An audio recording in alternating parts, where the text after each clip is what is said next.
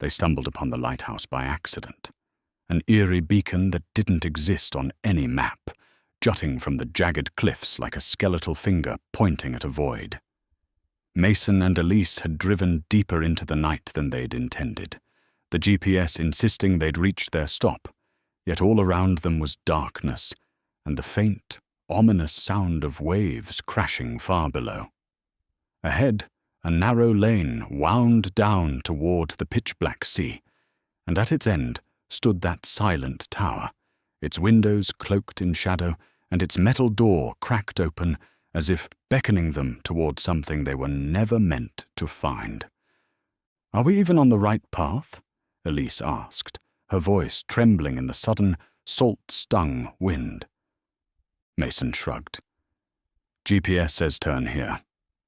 Let's see where it goes."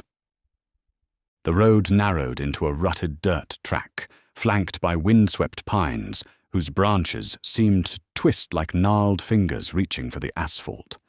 In the distance, the lighthouse stood motionless, its windows dark, no sign of life. The metal door at its base gaped open, as if inviting them into the maw of the building. A single lamp burned dimly on the cliff below, casting a shimmering ring of yellow against the waves. "Elise, look at that lamp," Mason said. "It's still lit, even though nobody's here." She nodded, uneasy. "Let's check inside. Maybe there's someone living here." They climbed the cracked concrete steps and pushed open the door. A rush of stale, briny air greeted them. Inside, the foyer was barely lit by a crooked lantern hanging from a rafter. Dust motes drifted through the beam, and the wooden floor hummed under their weight. The lighthouse's spiral staircase curved upward, but the beam of Mason's flashlight pierced only a few steps before flickering out. "Elise," he whispered, as if realizing they might not be alone. They spent a moment listening, the distant crash of waves, the groan of settling wood, and then a faint, echoing drip, drip, drip, like water leaking somewhere in the walls. Elise swallowed and nodded toward the staircase. "Up or down?" she murmured. Mason glanced toward a heavy door on the opposite wall. It was slightly ajar, revealing a hallway that led deeper into darkness. A pungent smell of rot rose from the gap. The dripping was louder there. "Let's check the hallway first," he said.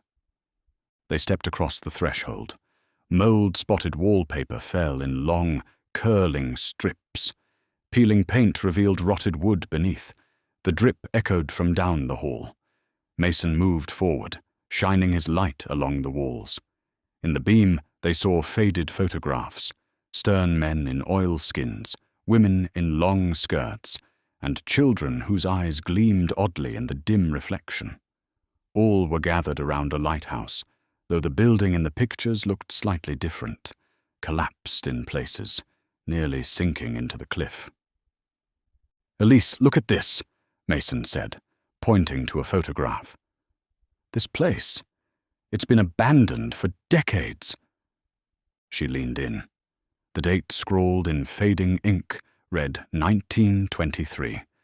In the photo, the men and women held strings of fish that dripped onto the rocks at their feet. None of the children smiled. All their faces were drawn, almost hollow. A sudden crash behind them made both jump. Mason swung the flashlight back toward the foyer. A heavy wooden beam lay on the floor, as if the wall had shifted. Breezes stirred the tattered curtains in the windows, but beyond that, no movement. They exchanged a glance.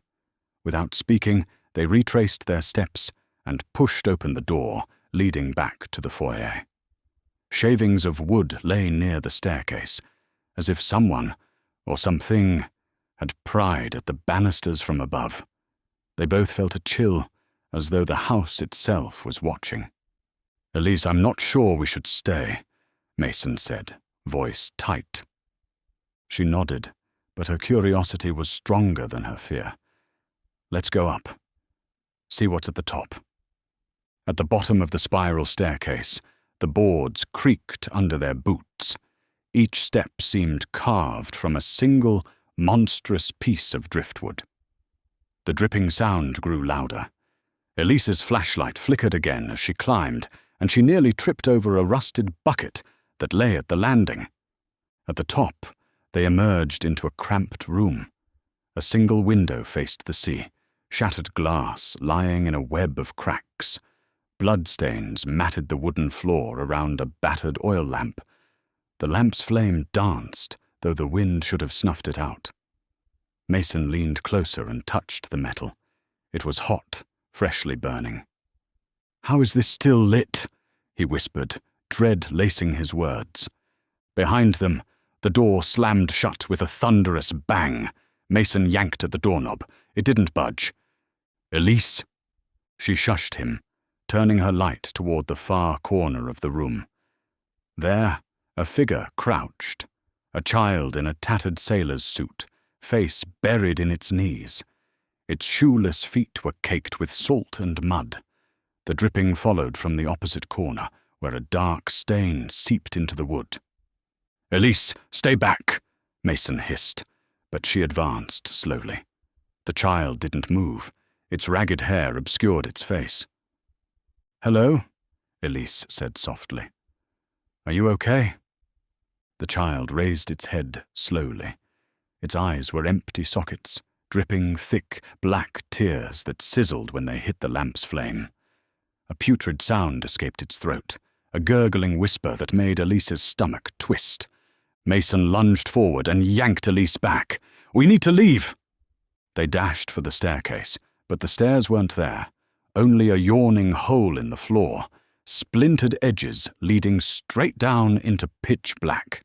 The child's laugh, a high, brittle cackle, shattered the silence. The oil lamp sputtered and flared, and in its glow they saw dozens of tiny scratch marks on the walls, tally marks counting upward toward hundreds. Elise grabbed Mason's arm. "What are those?" He swallowed, voice hoarse. "I don't know." They edged away from the hole, but the lantern's light pulsed, as if something unseen was breathing around them. The dripping sound swelled into a wet, pounding echo, like something enormous stomping up the spiral staircase from below. A chill wind fanned the candle, and the lamp blinked out. Darkness swallowed them. Their breaths came fast. The cackling rose in volume. Mason groped for the door. They needed to turn the knob, but his fingers slid over cold, slick wood. Behind him, the footsteps were closer now. Thud, thud, thud, rising, echoing, as though something large, heavy, was bounding up the stairs. "Elise, hurry," he whispered. Her hand found the doorknob. She twisted, but it turned loosely. Nothing held it. The latch had been removed. The window behind them rattled, and moonlight flooded the room for a second. The oil lamp, abandoned on the floor, was upside down, glass shattered. Outside, the cliffs dropped away into swirling surf. The child's voice whispered in their ears, "Stay with us." The footsteps topped the staircase, and in the moonlight they saw it, a hulking silhouette filling the doorway. Its eyes were glowing coals. Each breath expelled a wisp of black smoke. Tendrils of shadow curled from its joints. It raised one massive fist, then another. In its palm, a slick, swollen fish eyeball blinked, leaking oily fluid that dripped onto the floor. Mason grabbed Elise's hand. "Run!" he shouted. They lunged for the window, smashing through the broken glass and tumbling onto the narrow ledge. Sharp rocks dug into their palms, but they scrambled to their feet. Behind them, the creature let out a bone-shaking roar and slammed its fist through the doorway. Splinters exploded into the room. Hand in hand, they sprinted down the spiral staircase, now reformed magically, each step illuminated by faint, ghostly light. The dripping sound peeled away into manic laughter echoing through the walls. At the bottom, the foyer door was gone, replaced by a solid slab of rotted wood. Mason kicked it, but it held fast. "Elise! Out the back!" he cried, pointing to a narrow side corridor they hadn't noticed before. They darted down the hall, over puddles of dark water that sloshed around their feet. The photographs stared at them as they passed, each face now contorted into screaming masks of fear. A trail of wet footprints led deeper into darkness. The dripping followed them, but the footsteps of the creature did not, yet its presence pressed on their backs. At the end of the corridor, a window looked out onto the cliff's edge. Through it, they saw the lantern on the rocks below, still lit, shining defiantly against the swirling sea. Elise climbed onto a chipped windowsill and looked down. The drop was impossible, nearly 50 feet of jagged rock before the water. Mason followed, chest heaving. "We have to jump." She nodded. "On 3. Outside, the wind howled, and the creature's roar reverberated above. They braced themselves together. 1, 2, 3! They leaped, arms locked, hurling themselves into the void. Their bodies crashed through tangled reeds and carried over slick stones. The wave lifted them, and for a moment they thought they would drown. But the current swept them away from the cliff, into open water. They bobbed, gasping, as the lantern's glow grew smaller, swallowed by the night.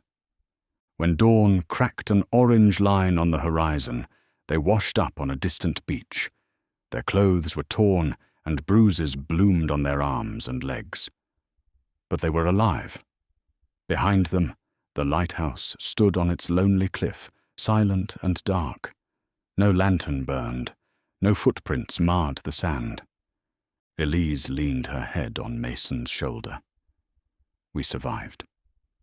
He wrapped an arm around her, voice trembling. "But it's still out there." They didn't look back again. As they trudged up the sandy dunes toward the road, the crashing waves carried a final whisper. "Don't forget us." And somewhere, in the darkness, the lantern flickered once more.